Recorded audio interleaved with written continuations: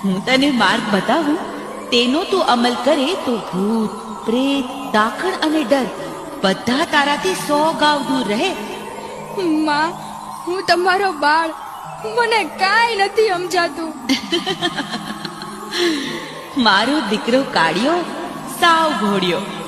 સાંભળ, જ્યારે જ્યારે તને ભય લાગે, કોઈ કનડતું લાગે, આપત્તિ આવે, ત્યારે તારે જાપ જપવાના છે. એના જાપમાં? મારા મહામંત્રના જાપ. મહામંત્ર? હા, મારો મહામંત્ર યાદ કરી લે. સાંભળ, તારા માટે પ્રત્યેક દિશાએથી મંત્ર ગુંજશે. ઓમ